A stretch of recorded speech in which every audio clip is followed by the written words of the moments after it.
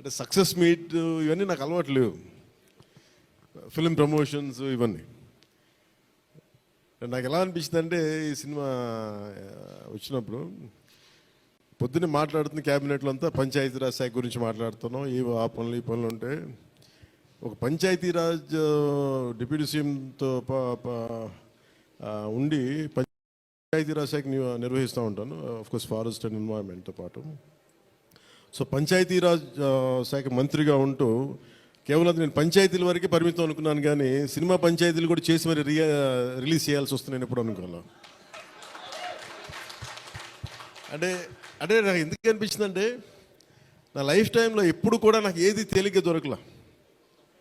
ఒక చిన్నపాటి అచీవ్మెంట్ కావచ్చు, ఒక నేర్చుకోవడం కావచ్చు, మేబీ అందరికీ ఇదే ఉంటుందేమో నాకు తెలియదు, కానీ నాకు ఏది కూడా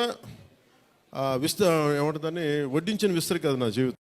ఇప్పుడు అన్నీ కింద పడి నలిగి పోనీ మనం డిప్యూటీ సీఎం అయ్యాం, సినిమా అలా రిలీజ్ అవ్వాలి కదా అని 70 రిలీజ్ అవ్వాలి.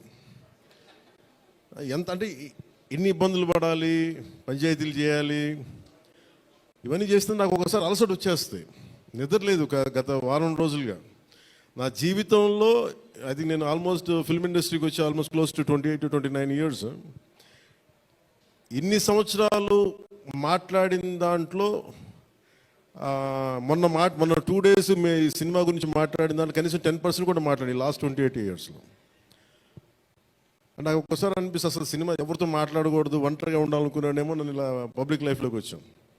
అసలు సక్సెస్లకి లేదా అన్నిటికీ అతీతంగా ఉండాలనుకుంటే నాకు భగవంతుడు నా చేత ఎలా చేయించాడంటే కూర్చోబెట్టి నీ సినిమాను కూడా ప్రమోట్ చేసుకునే పరిస్థితికి తీసుకొచ్చాను నేను.